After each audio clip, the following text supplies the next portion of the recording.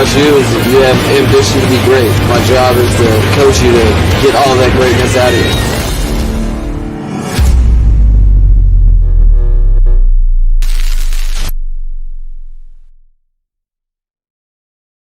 What is good, Fin Nation? What's good? It's your boy Reason. We are back here for yet another one. It is Friday night. I want to thank all of y'all for rolling through and supporting and showing some love. Appreciate all of you, just like every other day so far. We're going to have some exclusive training camp footage. I've got about 13, 14 clips. Again, courtesy of one of our mods here. Shout out to the homie Mateo, always showing love. And yeah, so we got some clips. We got some exclusive clips. We got about 4 minutes in total of training camp clips. Obviously not the 14 minutes we had last time, but we do have quite a bit. So we got all that to go over. Obviously, we're going to recap the day that was. I've talked to some people who were there. We've got the articles here for you. You know, defense wins the day, right? And so what is that now? Third padded practice, and defense from my count has basically won the last two. I mean, you know, they got their asses handed to them a little on day one, and they've returned with revenge. And hey, you know what? The defense should be ahead of this offense, especially because of the new installs, the new personnel, everything like that. The defense should be ahead of our offense. So anyone concerned or chicken littling and saying the sky is falling, like I've said, and I'm going to continue to stay. Keep taking notes, and when these joint practices and these preseason games happen, then let's start putting some stock into stuff. I've said that since before OTAs, during OTAs, during minicamp, before the pads came on, and since the pads came on. Sure, we can get hyped, we can get overhyped, we can get, you know, underwhelmed, whatever the case. You want to go through your roller coaster of emotions, that's cool, but do not put any stock into anything until preseason games and joint practices. I've said that from day one, and I will continue to say that. We will get far more answers in joint practices. Defense should be ahead of the offense, because even when an offense has been around for a couple of years, you know, when you're going up against a defense like that, that's been around since 2019, basically started to be built since 2019. You know, I think even if our offense had been around, sure, it'd be a little bit more even, but our defense is freaking elite. People can't forget that. And now when you add in the new staff, the new player personnel, the new installs, the whole new offense, basically, yes, when the pads came on, our defense should be, bro, if our offense was out there tearing up our defense in the first 3 days of pads, I would be very nervous about where our defense was this year and exactly what it's going to look like under Boyer. So let's not all play this whole, oh my God, you know, the little past 2 days have been a little bit more quiet. Yeah, they should be. Am I the only one who knows how, like, training camp works out here? Come on. Terron Armstead was out there today. He looked real good. That's a good sign. Austin Jackson had a pancake today. That's a good sign. There's still stuff. I mean, I know our front seven is dominating, especially our front four are dominating our offensive line. I mean, literally. Who's shocked? I told y'all I didn't like Eichenberg at left guard. I told y'all I don't like the cross-training of Connor Williams when you can just put him at left guard and go get a competent center. Sure, there's going to be problems, man. Right? And as you know, as much as we're hyped that Austin Jackson seems to be showing a little promise, it's still Austin Jackson, and I can already guarantee you Robert Hunt is pulling most of that weight. So, you know, people out here chicken littling, you know, and two are not even out here throwing picks.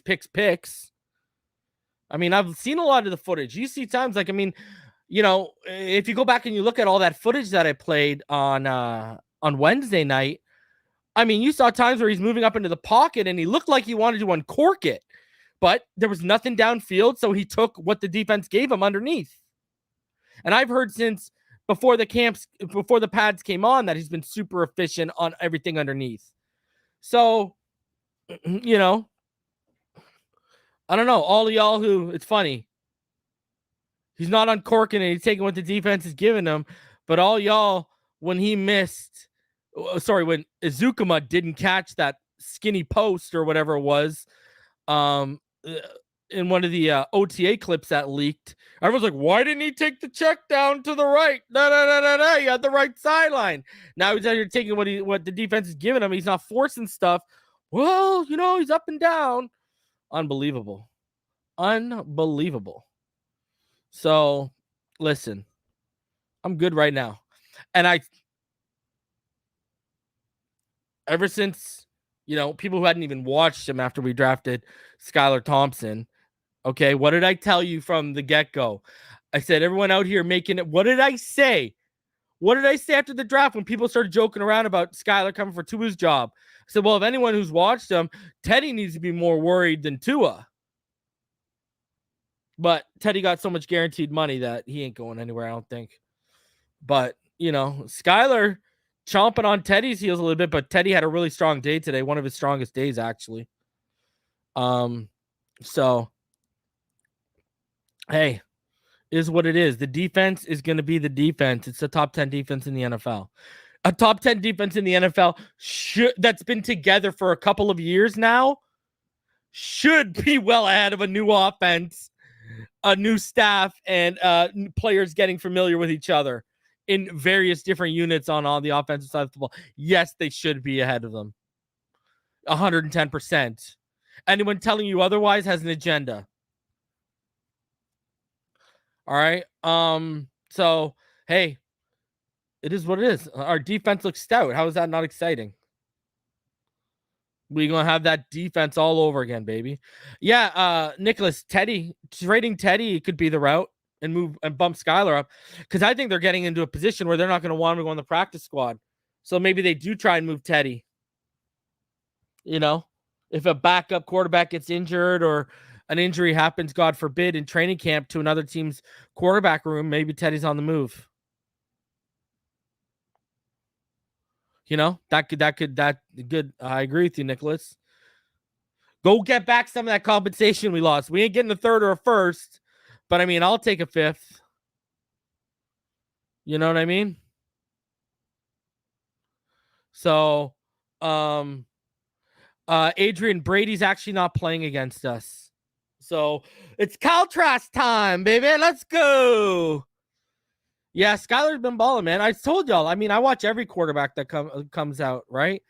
And I told you guys when he came out, he just needed to improve his touch and his placement and overall accuracy from the intermediate level beyond.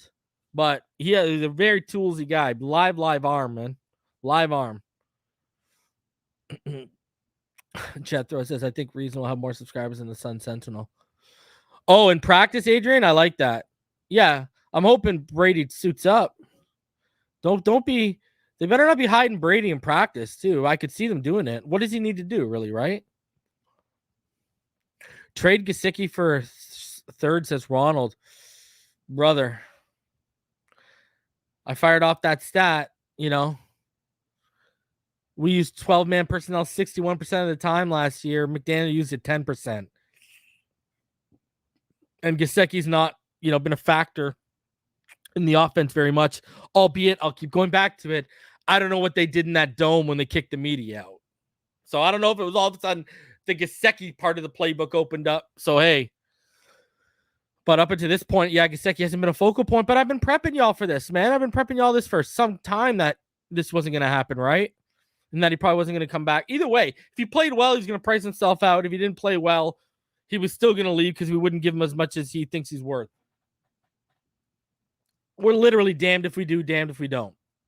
So I've been prepared for Gesicki, and, Hunter Long's dropping passes, which ain't good. This is a year for Durham Smythe to take another step. This is a year, I mean, Tanner Connors made a bigger play, and that's a wide receiver converted to tight end.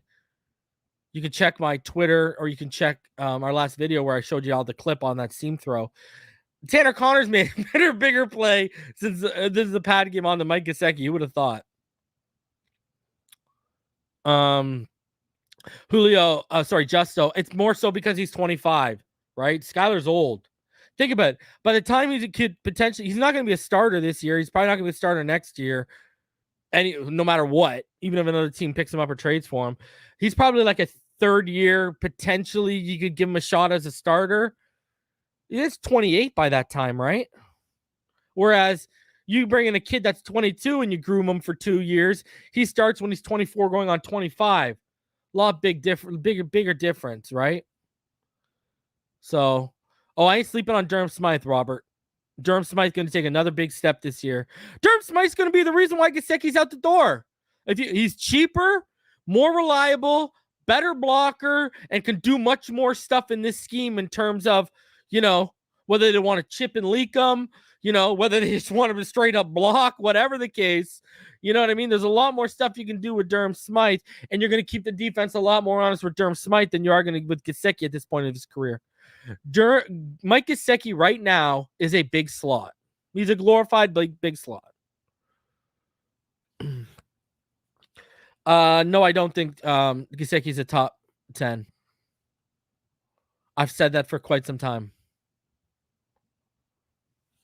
And there's people I'd put above him that, you guys remember, if you've been following me since I started this, I've loved Darren Waller for years. Huge Darren Waller guy. I like Kittle, I like Kelsey, but Darren Waller's been my dude for a couple of years now. So just like Josh Jacobs, I love Josh Jacobs and the fact that they did not put that 50-year option in. Man, I'd go get him this offseason and throw him in our committee and roll, baby. Roll. Trade Gesicki for Josh Jacobs if you want my honest goddamn opinion. Give me Josh Jacobs and a couple of draft picks and you can take my Gesicki. So, I like Gesicki. It's just the reality is he's been phased out. And that's, he's being phased out because he has an improved part of his game that this channel and other people in this community have harped on. That's just it. I was being facetious last year. Well, I was being half joking, half serious last year. When remember, do you guys remember when that photo came out of Tua working out with everyone, with all the receivers, and he had the pad, the play with the notepad with all the plays on it and stuff? Do you guys remember that stuff last year? I don't know if you guys remember that, but when that photo came out, Mike Gesicki released a photo of around the same time on Instagram, and he was on a yacht, chilling, right? Like, if you want my honest opinion, everyone wants to talk about Tua's work ethic. Why does no one talk about Mike Gesicki's work ethic? Why does no one talk about Mike Gesicki's work ethic? There's clear hole, not one, multiple holes in his game, and he's done nothing to improve him. Bro, what do you go to? This guy goes to tight end university for the impact on his image more so than the impact on his game, because all these guys hype him up. So, bro, this man was serious about his craft. Look at Darren Waller, man. Just look at Darren Waller's backstory and what he had to go through the NFL. That's a guy with the work ethic to become top 3 at his position. Mike Gesicki, I haven't seen that. He can block me on Twitter all he wants. Bro, like I said last year, I'll tell y'all again this year. The guy's more worried and concerned about his freaking frost tips in his hair than he is about becoming a better nuanced route runner and becoming a better blocker. And he can take that as hard as you can take that whatever. But guess what? If you listen to me, and you listen to Ball Game, and you listen to Martin, and you listen to the guys on this channel who have said this and laid it out, brother, you'd be getting paid through the gazoo next year. Just saying. Just saying. You would reset the market, Mike. You would literally reset the market. But no, you want to go running through garages and catching balls thrown over houses instead of crispening and sharpening your routes and being more explosive off your plant foot into your break, learning to stack and stem better instead of just relying on 50-50 balls.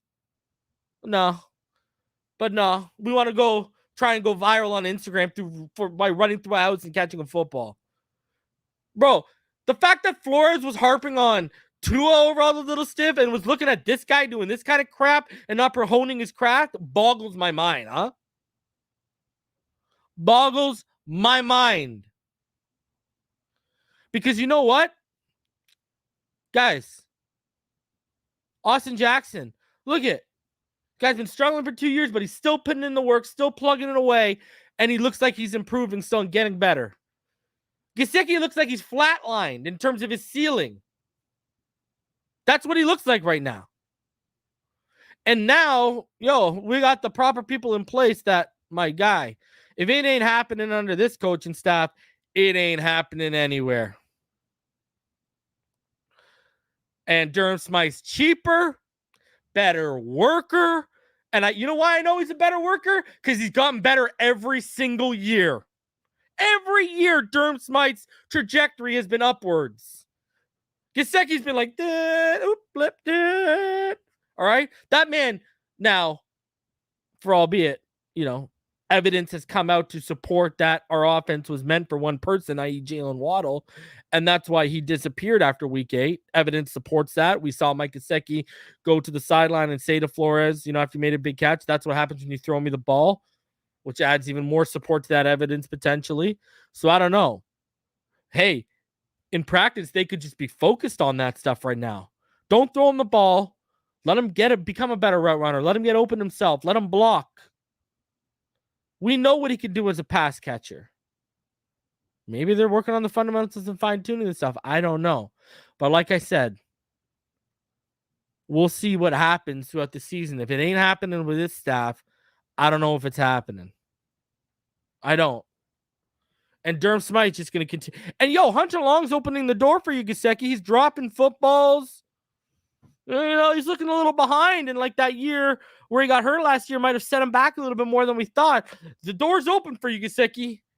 And you ain't sticking your foot through it. I don't know what else to tell you. Go get that. Ronald's right. Go get that third round. If this guy ain't the guy and they know it, go get that third round pick back. Please. Go. For the love of God, go. Bro, go trade him to the Vegas Raiders. They can pair him with Waller. Right? They can run a similar offense to what they ran in New England. Go pair him with Waller. Just saying. But I kind of want to see what they can get out of him this year. I want to see what Gesicki can. I don't want to trade Gesicki. And I agree with all of you. Hey, if it's the way to recoup some of our draft picks lost and they don't think he's the guy, all right, I'm down. If they think they can get a center with Gesicki, where do I sign up? Where do I sign up? Show me where. I'll do it. But I am intrigued and curious to see him this year with this staff. I really am. We see, bro, because I keep looking at John Embry and I keep looking at Jordan Cameron and what Embry did with Jordan Cameron with the Cleveland Browns. And I look at Jordan Cameron and I look at Mike Gesicki. I'm like, God damn, they're spitting images of each other. So, Miami got Jordan Cameron after, the guy didn't know which city he was in because he'd been concussed so many times by the time we got him. Playing for Miami, thinking he's in Minnesota. You know what I mean? So, shout out to the homie Justo with the $9.99 donation. He says, appreciate what you do, big dog. Thank you, Justo. Appreciate you, homie. Also, I want to give a quick shout out to Dion Rogers, Diesel99. Appreciate you for the $12.42 donation. Appreciate you, Diesels. Thank you very much. That was through PayPal. Appreciate you, homie. Thank you so much. Shout out to the homie Mr. Ballgame. We recorded the episode of our first episode back at the finish line yesterday.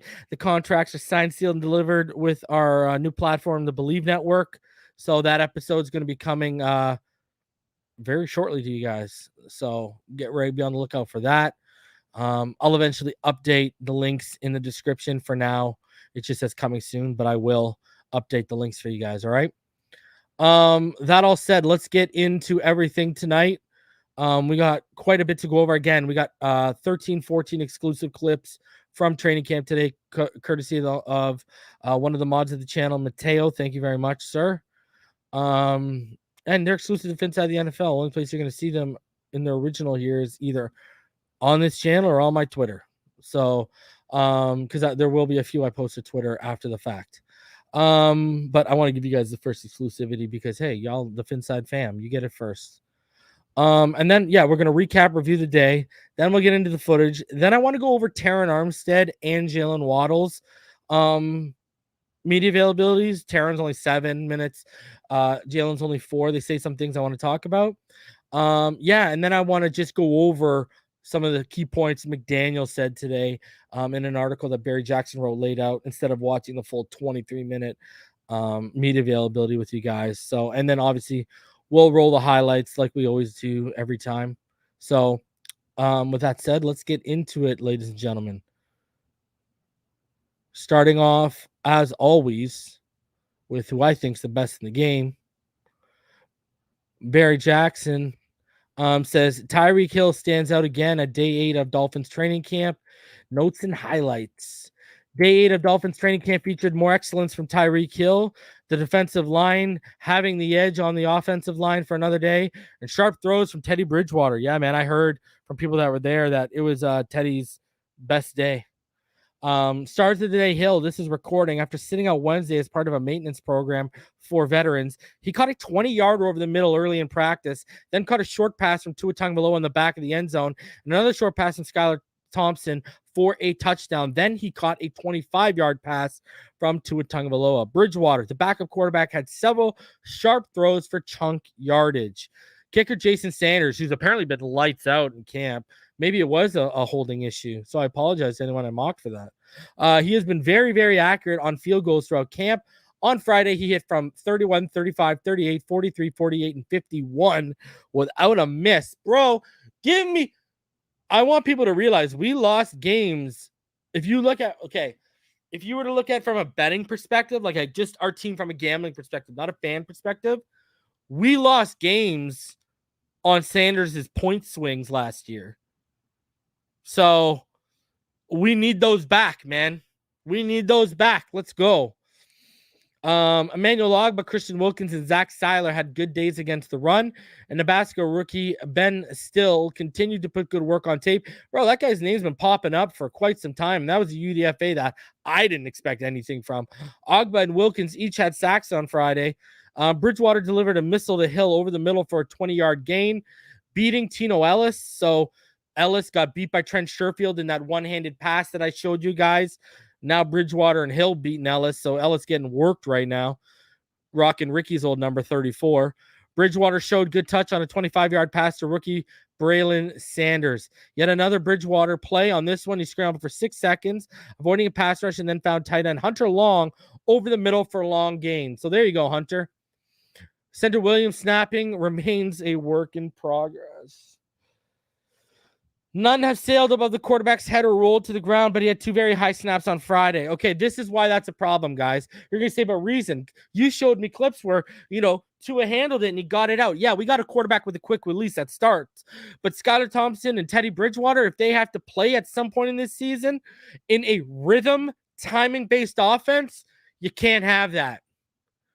You can't have that. Tua has one of the quickest releases in the NFL.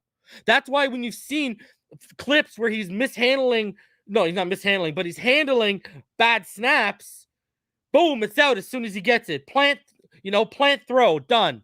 And the problem now is with Teddy and Skylar, they're not like that.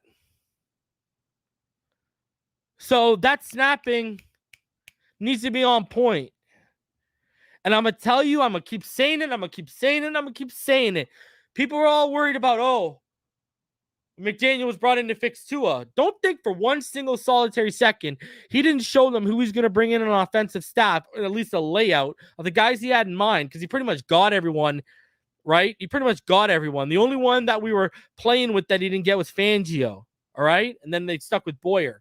But you look at everything there. Don't think he didn't have a list and say, I want these guys. And don't think for a second they didn't say, hey, listen, we got an extra 3rd-round pick invested in Eichenberg. We invested to move up and get him. You know, Austin Jackson's an 18th overall pick. Don't think they're just like, hey, can you make Tua work? They're sitting there saying, hey, can you make these guys work? We see the names you're bringing in. Can you guys make these guys work too? We've got a lot invested in them. So, because I'm telling you right now, the only thing that makes sense, because I don't believe anyone's this stubborn, especially someone as OCD as Mike McDaniel when it comes to getting things right. I don't believe he's this stubborn, okay? First of all, you're treating it like the running back position. But the only thing that makes sense here is someone doesn't want Eichenberg moved to the bench because they know if they bring in a competent, like if you would have brought in Ted Karras, you remember how Ted Karras was a backup for a couple years behind Andrews, right? Who filled in when Andrews was out. If they bring in someone like that, a competent backup, and elevate him to a starter as a stopgap for 1 year, he's going to win that job, and he's going to force Connor back to left guard, and he's going to force Eichenberg to left bench, and I think someone's got an issue in that building with it. That's just my 2 cents. Because what else makes sense here? There's no way someone this OCD and wants everything this perfect is this stubborn. Refuse to believe it. The Austin Jackson thing, as soon as they brought on Mike McDaniel, I told you from the rip, I was the first one. I was going in spaces. I was going in Twitter spaces. I was up here. I kept telling all y'all, he's going to be the starting right tackle. And that's because of profile scheme fit. You look at Eichenberg and you're like, I don't get it. The fit, you know, a guard. So yeah. I think they're worried that bringing in a competent guy's going to kick him. But come on, man. Any other team in the NFL would have made a move by now. Anyone. I keep telling y'all, Keith Ishmael's out there. A top 20 graded PFF center last year who played the majority of the season in a fill-in role because Chase Roulier went down. A guard center. He's there to be had for like a 5th or a 6th. Nothing. And he can play guard or center. So even if you want to keep Connor Williams there, you can. It doesn't make sense. Matt Paradis, from everything I understand, he's going to be ready to go by the regular season. It just doesn't make sense. And they continue to gas it up, but I ain't buying it anymore. Ogba got past Austin, who had a solid camp. Ogba got past Austin Jackson, who has had a solid camp for a sack. Javon Holland-Bliss forced a quick throw and incomplete pass from Tagovailoa to Mike Gesicki. There you go. Skylar Thompson overthrew Sanders in the end zone and was badly off on another throw, but he rallied to deliver a 20-yard strike to Cedric Wilson in the middle of the field. Thompson hasn't thrown an interception in 8 camp practices and looks like he belongs. Neither Tagovailoa nor Bridgewater threw an interception on Friday as well. Zaquandre White, the South Carolina rookie running back, continues to flash. Beautiful. Because remember, when we came back to camp before the Pats came on, he was a little quiet there, right? He took 1 carry to the perimeter for a sizable gain. He's more likely for the practice squad than the 53, but he has an outside chance to beat out Myles Gaskin and Salvon Ahmed for the number 4 job. Safety Eric Rowe snuffed out an Ahmed carry for a minimal gain, and Jalen Phillips stood up Edmonds on another run. Ogba held Raheem Moser to a short gain on another run, and Cameron Good stood up Jared Dokes for no gain. But there were also a handful of sizable gains on rushing attempts by Edmonds and a long run by Moser where he hit the hole very quickly. The Dolphins have tried to get Preston Williams more involved, but without much luck. On third down of a red zone drill, Bridgewater threw a low pass to him that was incomplete. Well, you're getting the opportunities, bud. Receiver, you're going to have an opportunity to watch from the sideline or better yet, the bleachers at the rate you're going at. Mohamed Sanu caught a beautiful pass from Tagovailoa and receiver defensive back drills and then celebrated with a group of young children visiting practice, waiting patiently until they gave him back the football. That's awesome. Linebacker Andrew Van Ginkel wore the orange practice jersey awarded to the best player at the previous practice. He had 2 sacks on Wednesday. Porter Gustin, the former Browns linebacker, had a sack of Tagovailoa. He's had a decent camp. He's said he's playing both linebacker and defensive end. The Dolphins have been very cautious with Terron Armstead after a minor offseason knee surgery. The Pro Bowl left tackle hasn't played a ton of 11-11 snaps this camp. But when he does, as was the case Friday, you can tell the difference in the run game and pass pro on his side. Now, imagine if Connor Williams was next to him. Armstead has never played a full season and needs to stay healthy. Byron Jones, Michael Dieter, and John Lovett were out. It's very interesting that Lovett's missed like 5 straight practices and they haven't released him for a failed physical. Alec Ingold was in a red non-contact jersey. Clayton Fedulum and Elijah Campbell were not spotted at practice. And then Mozart got some 11-11 work and is no longer in a red non-contact jersey. Oh, baby. When I hear that Mozart's hitting that hole and exploding for a big run, can't help but get excited. Can't help but get amped.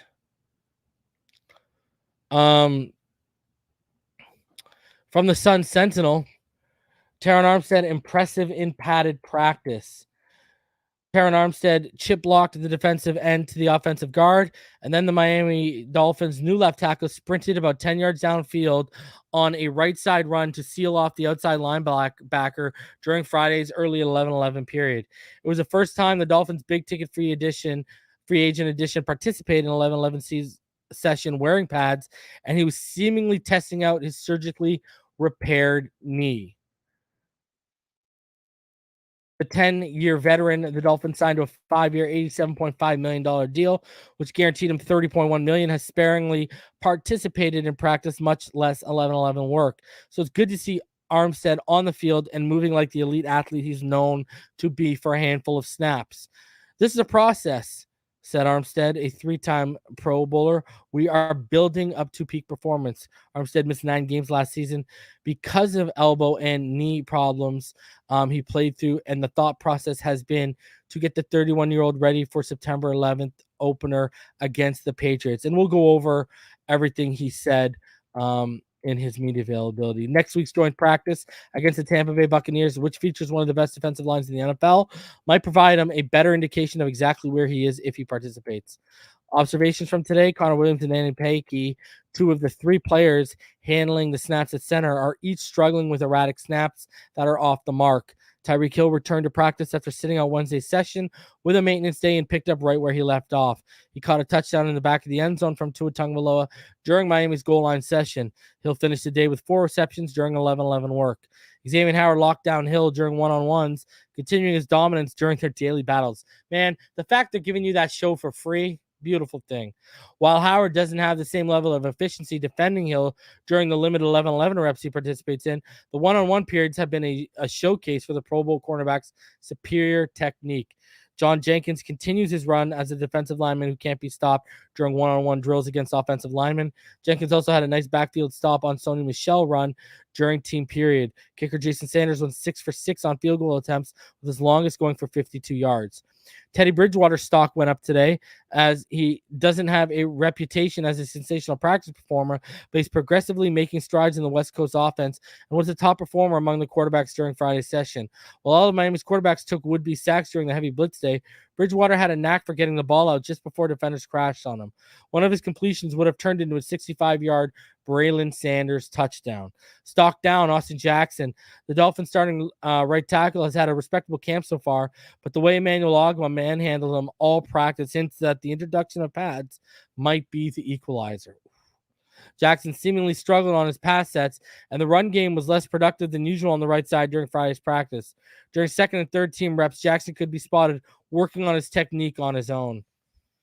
Well, bring in Tevin Jenkins for some competition. Why not? Moser, he participated in 11-11 reps and showcased the speed he's known for today. Alec Ingold was practicing in that red jersey, and he participated in 11-11s as well because, why not? Safety Clayton Fledgum was also out, and then Elijah Campbell is off the PUP list, but he's not practicing yet. And again, they said it was due to an illness, right? So we need him, man. Elijah, we need him out there. He was one of our better backup depth corners last year, if people remember what went down, right? So we're going to need him up there, man. We're going to need him up there for sure. All right. Now moving to Travis Wingfield's feed from today. Starting with one-on-ones, Cedric Wilson displayed his instincts, feel for position with a route he ran. The leverage of the corner was not favorable to his route, but he was able to loop around, and then the best part, angled back to his QB. Mohamed Sanu puts on a wicked move at the top of his route, catches one up top from Tua, heads over to the tent, hosting the Junior Dolphins, and daps up the kids. Chase Edmonds hits a run for a chunk to the backside after Tua missed Tyreek on the first play of team drills. Edmonds, after load management day, looking fast right out the gate. Armstead, he was the first one off the snap for most of the day. Jaylen Phillips has back-to-back plays, deconstructing blocks and making the play on the ball carrier. Physical prowess was on display. Eric Rowe fills for a run stuff on Salvin Ahmed. Good burst to get to the spot and then breaks down for the would-be collision. Rowe has quietly had a solid camp, well, other than the few coverage mishaps we've seen.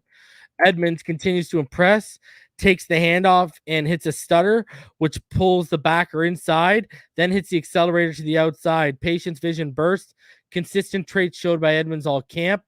Bridgewater drills an 18-yard rip to Tyreek, who makes a catch with Tino Ellis on his back. Braylon Sanders, who's been excellent so far in camp, comes clean on a beautiful double move. Skylar Thompson's throw is out of reach. Red zone work now. Ogba sets an edge for Bakers to scrape and shut down a Mozart run. Ooh, I like to see that. Tua to Tyreek for a touchdown in red zone against the blitz. Armstead's impact is as noticeable as you can be on the offensive line. He squeezed and helped give Tua time to get that ball off while Tyreek created the separation. Love it, baby. Van Ginkel races to get Gesicki out of bounds before he can find the pylon on a short catch and run. Good job by Van Ginkel to recognize the flow and get width. Tyreek in red zone really shows the quicks and separation. Gives Thompson a big target to find in the end zone from the 5-yard line. Ben still comes through for a would-be sack to close out the red zone period. The red zone, the UDFA rookie's making waves, man. Jason Sanders absolutely wore out the post that splits the uprights located in the netting behind the field goal period. Tua drops one to Tyreek for 25 yards to the far hash. Tyreek taps his toes and comes over and fires up the crowd. Greg Little had a one-on-one win versus Van Ginkel with a nice pass set to absorb his contact and drop the anchor. Mozart finds room running behind Robert Hunt and doesn't get contact until Brandon Jones finds him 10 yards downfield. Love that.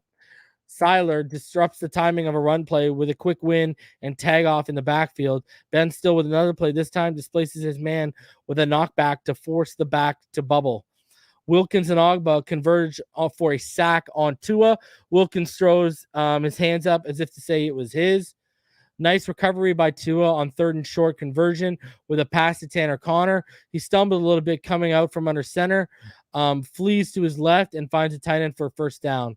John Jenkins stands up Ahmed on a run. Apparently Jenkins had a really good day against the run today. Edmonds shows the power now as he surges through some contact to convert a short yardage run on 3rd down. Thompson rips one to Cedric Wilson for a chunk gain. Nice timing, hitching up off the drop from the rookie QB. And you see, these boys are loving it out here, baby. They boys are loving it. And that's it. So that's all from Travis Wingfield for today.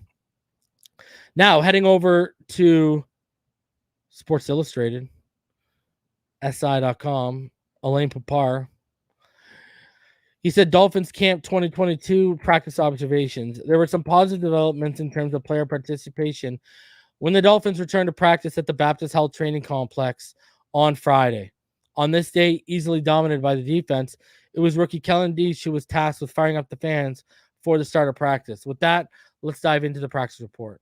Fledglum, Dieter, Lovett confirmed out, as well as Elijah Campbell. Armstead returned. Mozart was back, and Van Ginkel wore the orange jersey.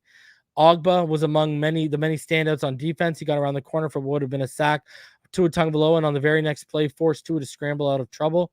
Shout out to rookie free agent quarterback Kadir Kahu for his work in the one-on-one passing drills. In a drill that heavily favors the offense, he had 3 good reps against Erica Zakama and Braylon Sanders. The one player who stood out on offense was, no surprise, Tyreek Hill. Of the 9 completions in team drills, not including passes thrown after either a sack or scramble would have occurred in the game, Hill had 4. He caught passes from all 3 quarterbacks. With the defense dominating the day, this obviously meant it was a rough outing for the offense, and yes, that includes Tua. He was off target with a few outside throws in the one-on-one drills and in team periods. He completed 3 of 5 passes. One was a short touchdown to Hill, and another was a nice out also to Hill. He was also sacked twice, but while it wasn't all on Tua, obviously, he wasn't sharp when he was in the huddle. Teddy Bridgewater was slightly better, both in one-on-one passing drills, not overly significant, but worth mentioning. And in the team periods, Bridgewater was 4 for 5, so he had 1 more completion, with his best throw going to Sanders when he passed over a group of defenders to the left sideline. Skylar Thompson ended his workday with a nice 20-yard completion down the middle to Cedric Wilson, but he was only 2 for 5 and overshot Sanders in the end zone on a deep throw. Thompson also badly overthrew Trent Sherfield over the middle. Because of his tweet Monday night, we have to continue keeping tabs on Preston Williams, who yet again didn't have a catch, though he was targeted once this time. The shotgun snaps issues were there again, with back-to-back high snaps by Connor Williams, another high snap by Adam Pankey, and a low snap by Cole Banwart. Defensive tackle John Jenkins, who's been impressive in one-on-one pass rushing drills, got into the backfield on a running play against Sony Michel. Officials were used for the first time in training camp. With officials in place and signaling whether the field goal attempts were good, we could chart Jason Sanders' kicks for the first time. He was 6 for 6, hitting from 32, 36, 39, 44, 50, and 52. One of those officials threw a flag from the outside past the line of scrimmage on a running play, and based on the location of the flag and the player's reaction, it looked like the culprit was Lynn Bowden. Not good, Lynn. Edge defender Porter Gustin recorded a sack, his 3rd in the last week of practice. Zach Seiler also had a sack, though that one might have been more adequately described as a coverage sack. The same happened when Trill Williams got to Tagovailoa. Greg Little stood up Raekwon Davis on the line on a pass play for several seconds, and Davis ended up looking at the officials to get a penalty flag, but none were thrown. And then finally, from the Palm Beach Post,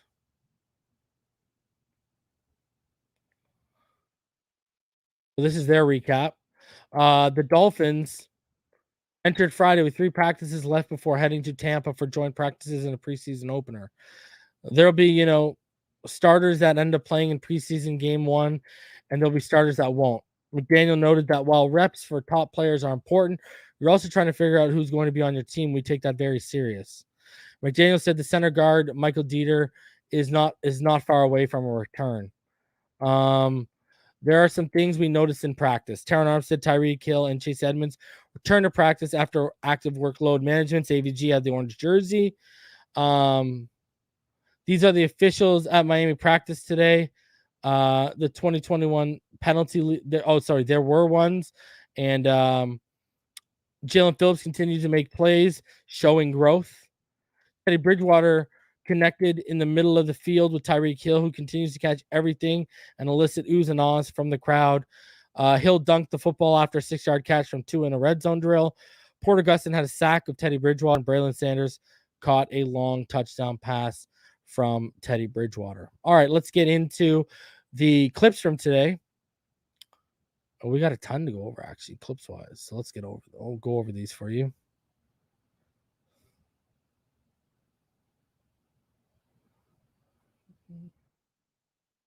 All right. So I've mixed and mashed all of the exclusive clips with some of the clips that Miami Dolphins had today.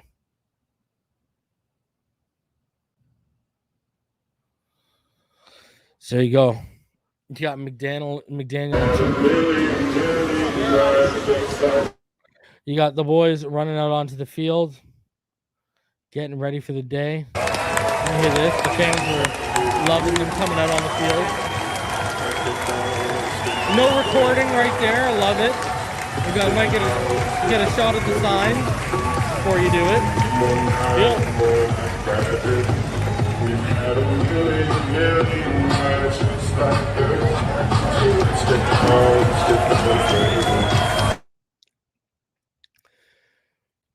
Get that work in, boys. There you see. Pumping the crowd up. Let's go. Kellen Deesh working the crowd up. Let's go.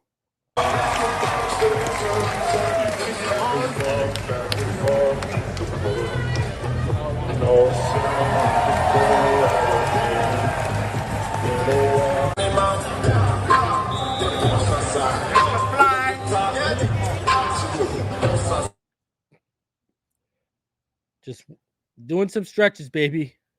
Go down the line, Mike. Magic Mike. Love it. I can imagine the shit he's talking right now. It's probably hilarious.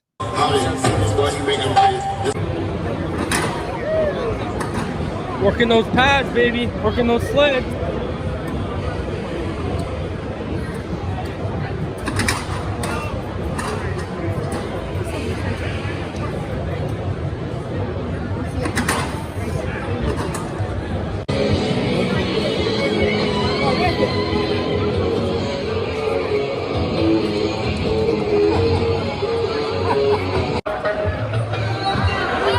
One-on-ones, Tua. Bad throw there. Ooh, just out of bounds. There you go. Look at the release. Nice throw along the sidelines there. Baby G putting in the work, baby.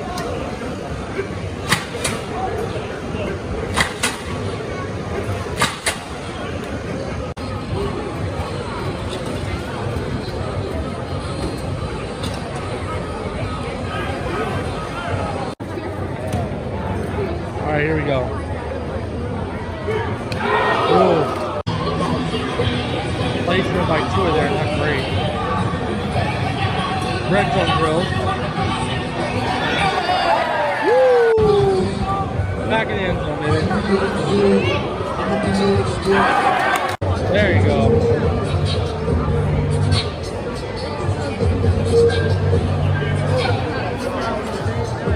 Hit that edge, atta boy.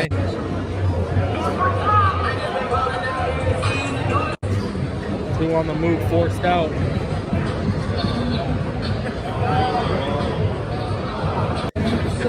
Gotta make that throw, big guy. Two on the play action, bootleg. Nice completion, and the boys are loving it, baby. Let's go. Let's go. So, yeah. There wasn't really a ton today. I mean, you guys saw he only was 3 for 5 in team drills. So it's not like the guys were out there today just like, you know, tossing them through the skies, right?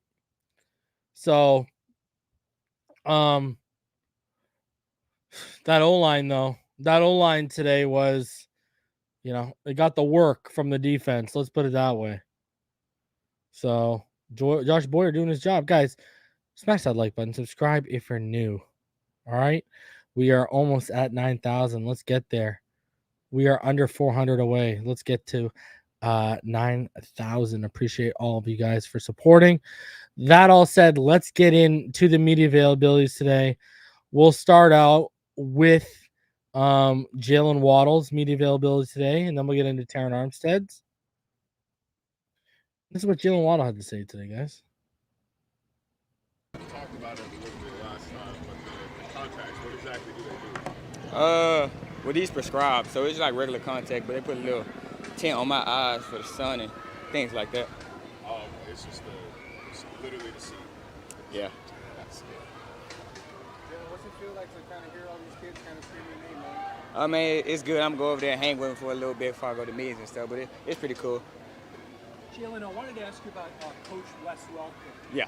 Listen to this, guys. High praise for Welker. Well, it's a different approach because he actually played and he had success in his league. So listen to you, like, Grizzard. Consideration what he telling you because he did it before, so it just make it hit home a little better. Yeah, Grizzard. How would you describe his sort of personality and approach to teaching and connecting with guys? I think he just be himself. Out here in meetings, he be himself. He gonna tell you, he ain't gonna sugarcoat nothing. He gonna tell you if that was a bad play, that's a bad play. So that's all you can ask for a coach, honestly, is to give his like true opinion. Coach Walker was telling me that Coach McDaniel taught him how to make really good coaching tapes. And that you can make a tape that kind of tells a story of how a play is installed to how it works. How helpful are those coaching tapes? It's good. It makes it like full circle. Ooh, especially if love you mess it. up and he show you a play that you get the same look from the defense, and kind of like how it's supposed to be. So you kind of paint that picture in your mind next time when you go out there, what to expect and how you Love it. Jaylen, when you self-scout yourself from last season, what do you look at and say, this is the one thing I want to make sure that you focus on? He's asked what he wants to focus more on this year. The one thing. Honestly, my Yak. yards after catch, something I realized wasn't that. Wasn't your was that fault, last year, Jaylen. So that's obviously pop out on tape. Was not your fault, my friend. Is that more about breaking a tackle, making a move, Yeah. balls placed? All that go into consideration, but honestly, I put it upon myself to try to make someone miss and get upfield. Well, you weren't given a lot of open space to make people miss. That's the very first time you met Tua. That was a little while ago. I remember he's just quiet. He was like 4 lockers down from me at Bama, and he kept calling me the wrong name. Kept calling me Jason. Jaylen, one of those guys who carry power out once, how does that help your game? Obviously, I think X is the best corner. I'm not just saying that because he's on my team, but Yes, look sir. at what he done in Madden this league. disrespecting he us. Go play man to man, so it's always good to. I feel like he's the best. Go against the best to up my game. Both from the same city, so it's a little H-Town throwdown. It can get there, but we just out here trying to get better. What have been your impressions of the rookie receivers, Kama and Sanders in particular? They're great. Honestly, they always come in. They're willing to work. They don't have no problems. If they got a question, they're going to ask. The older guys might ask me. If I can help, I try to, but normally I steer them towards going to West because he's going to give them the exact details of what it is they want them to do. But I really like their knowledge, them wanting to know more knowledge of the game and come down here and working every day. What's the one thing that you think you've taken from Tyreek that you think you can incorporate into your game? I think just his approach. I think I have a pretty good approach to the game, but his approach every day, he takes every day as a new challenge. He really, like, real deal technician when we're in meetings and things like that. He's a true professional, so I think I can take that and just learn from it. Basically, Bobby Anderson said that when he was in Carolina with Teddy really helped him make the professional or make the transition to become a pro. I'm wondering what your relationship was like with Teddy and what he brings to the team. Yeah, actually I got to grow kind of a relationship with Teddy outside, even though outside of the facility this summer. Just me throwing in his neighborhood. He's from down here, and just he honestly just a great dude off the field more than on the field. Honestly, what he do for his community down here and how productive he is around here is just like inspiring. I think so. As far as on the field, I mean, he the OG. He gonna see the coverage, tell you what he saw, and give you his true opinions. Love it. Love it. Teddy even helping out the young rookie receivers. Man, they guaranteed him a lot of money. I don't think he's going anywhere, but love that Teddy's putting in the work. Love that Teddy's putting in the work, man. That's big stuff. That's I like it, man. Like to see that. And then finally, Terron Armstead, the big man, his first days after 11-11s. First off, how did it feel being back? I know we had some load management. Yeah. But how did it feel to get back out there, especially in team drills? Felt great, man. It's fun. It's a fun game.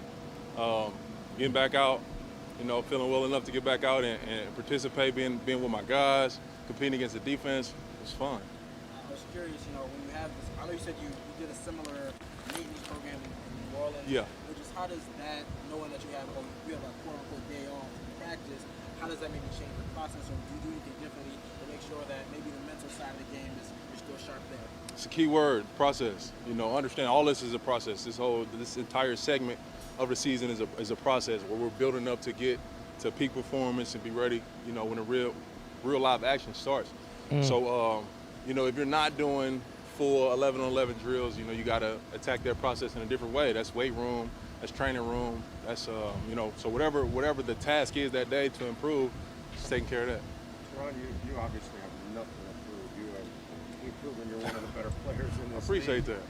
Now, getting here, you got a whole new fan base. What do you feel as an athlete you got to kind of reprove to the people that have never seen you on an every Sunday basis? I think that's probably the tough part of the sport or professional sports is every day you have to prove yourself. You know, Such your a career, smart guy. whatever you've done, it So really well doesn't matter spoken. up to this point.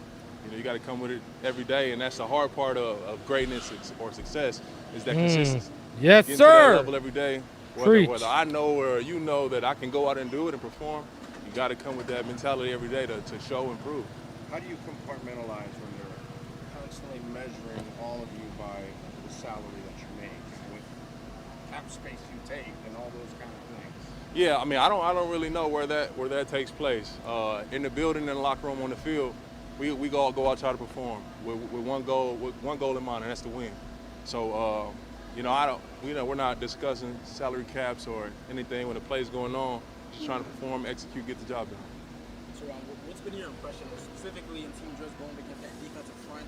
Obviously, there's a lot of continuity. Yeah. It seemed like they were blitzing you guys a lot. Yeah. What's your impression of that front? Man, real active group. Active group.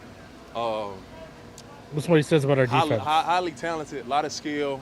Adding Melvin Ingram to that group is, I think, extremely underrated. Melvin gonna be that dude He's an this year amazing for player. us. Been that way for a long time. Let's go. But a guy like Christian Wilkins who Yup. has been highly productive, but hasn't been that notable as far as like popularity. He's gonna have I'm projecting that he have a standout year, more so in the stat line Wow. than ever before. Look at this Extremely man. talented player, intelligent player, real good hands and feet technique. Man, Zach, another one, extreme technique. Agba, I'm a fan of those guys. Guys, that is as high of as praise you can get. Listen to what this man is saying about, you know, Agba, Wilkins, and Seiler. All the things we love about these guys. You got a franchise left tackle saying, like, yo, these guys are legit. Let's go, baby. Woo! This week when you get to go scrimmage against the Bucks, a lot of people talk about whether it's practice or preseason games. A lot of people say you get more work out of those kind of scrimmages for players. Do you feel you get more out of those kind of scrimmages? I asked about the joint practices and getting more work out of them than the normal practice. The type of the work we put in out here is high level. It's high level, and Mike demands that. You know, so the level that we get to and compete at every day, you're not gonna get much more or much different. You might see different styles of play, different schemes, but we get after it. We get after it out here, and I think it's great and will translate when we go to Tampa. I've played those guys twice a year for 9 years now, so I know that team, that defense, and they come with it, championship caliber team. So it'll be a good chance to get in and go technique versus technique, scheme versus scheme. But as far as level and effort, nothing's going to be what we're doing out here. Love it. At this stage of your career, do you need much 11-on-11 work in practice or many preseason snaps to feel ready for the opener? It always it kind of varies. Like you never want to put a count on it. You know, I need this amount of reps. It's a feel. It's a feel. So you're getting that rust knocked off, technique in your eyes, hands, feet where you want them to be. That can take however long. Like ideally, I want to be able to feel like I'm ready, like I'm game ready, season ready, early as possible. But I'm not there yet. A humble dude too. Being asked about have you ever played with two guys like Tyreek Hill and Jaylen Waddle with their speed and their ability. Never seen the likes of Tyreek Hill alone. You know, the explosiveness, the 0 to 60 in 2.5. He's a model S. And Jaylen too. Like those guys are extremely talented. The burst is insane. Then Raheem and Chase and we got a lot of weapons. Just trying to get those guys an opportunity to make plays. Yes, sir.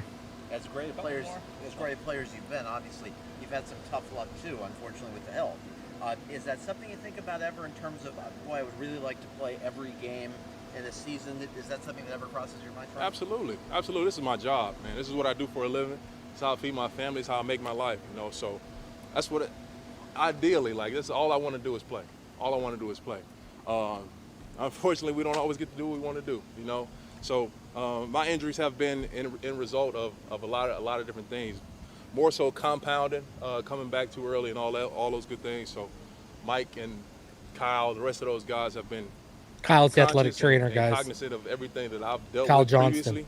But man, I'm trying to get on that field every day, every play. You know, this is what I do. I love it. Love this guy. Ability to stay healthy easily?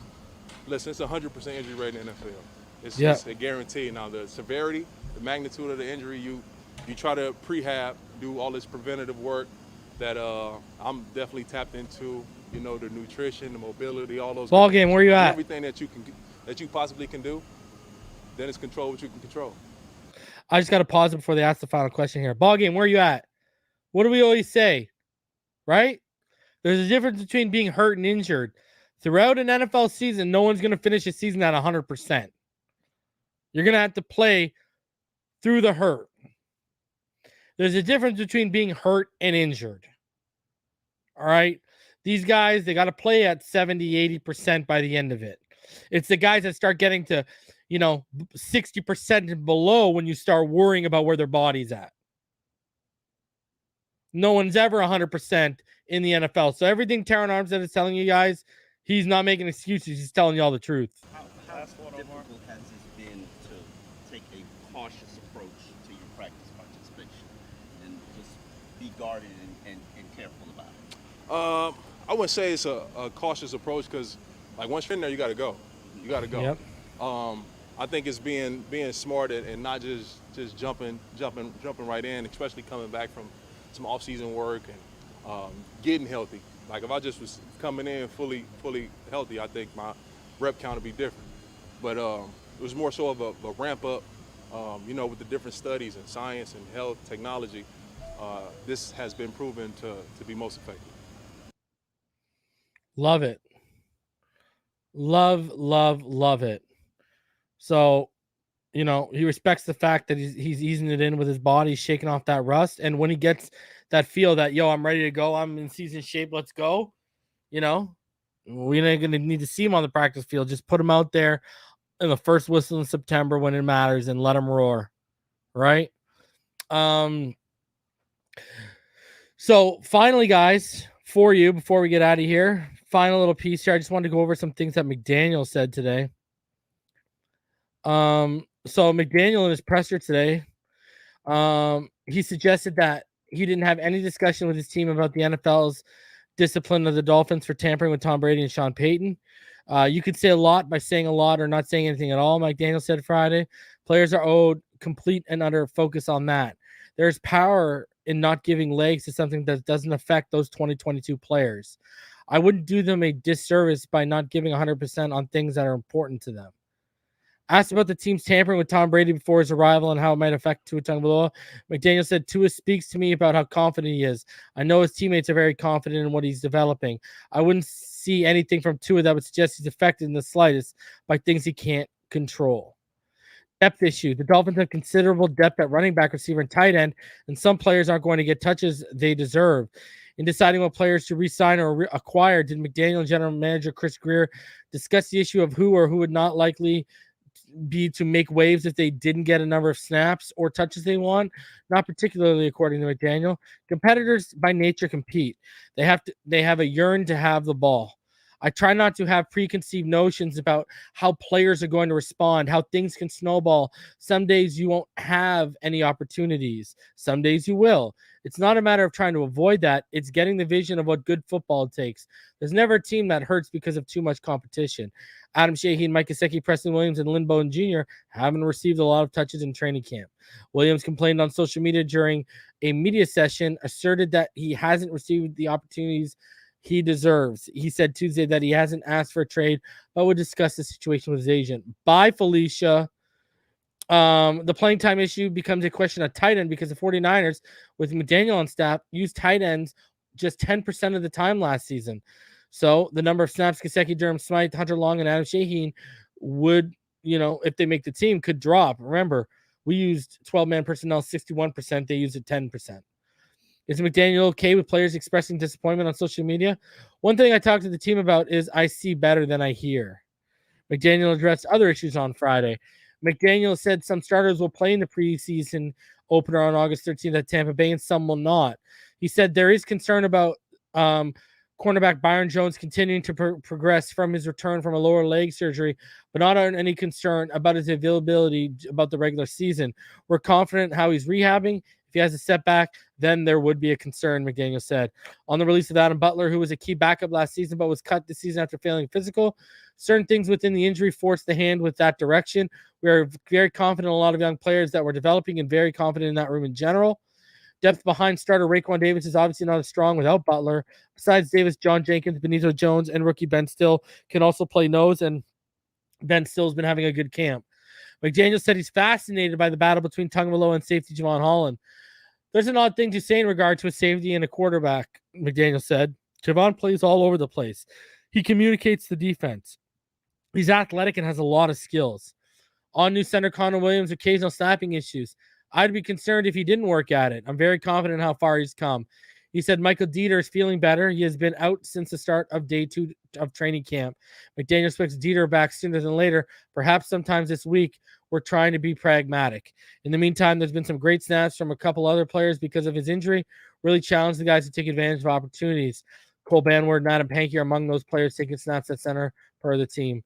The Dolphins also today, guys, they signed Sterling Hofrichter, an Atlanta 7th-round pick out of Syracuse in 2020, and they waived Tommy Hursley, the former FIU punter. The new punter who spent time with Atlanta and Tampa but hasn't played an NFL snap will compete with Thomas Morstead. So there you go, a little special teams change up for y'all.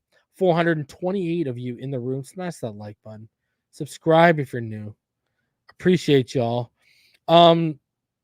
So, I mean, the defense won the day. This should be happening again. I don't know why people are stressing out. Teddy, our quarterbacks only threw like 5 passes each. Teddy was 4 of 5 and 11-11s. Tua was 3 of 5, and Skyler was 2 of 5. So, it's not like we were even testing real deep here today, right? You guys saw the highlights. We showed a whole bunch of clips for you guys. And guess what?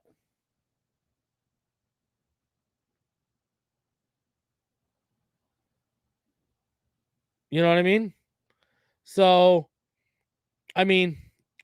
we'll see what's going on.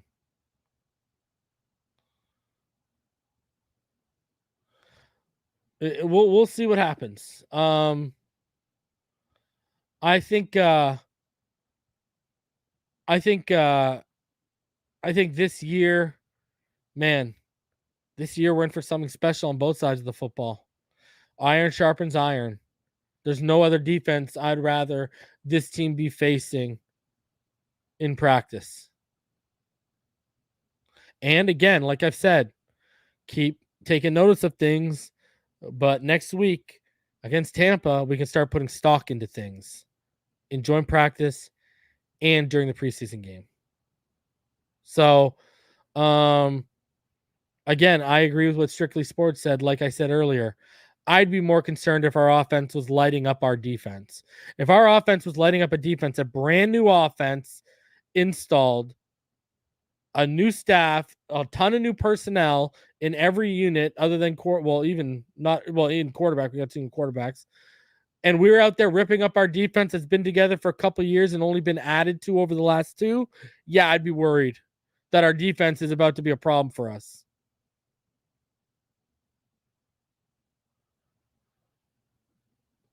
Tua did not pass 25 times on 11. Tua passed. He was 3 of 5 today. Tua was 3 of 5. Bridgewater was 4 of 5. And Thompson was 2 of 5. They only threw 5 times each. So we didn't even have a day where they're out there lighting things up. Anyways, guys, I'm going to be back. I don't know. I'm going to be back probably late tomorrow night because I'm out with the wife to recap tomorrow. So I'll be back sometime tomorrow night. I'll be back Sunday as well. Every day they practice, I'll be here. Guys, next week, Fins up.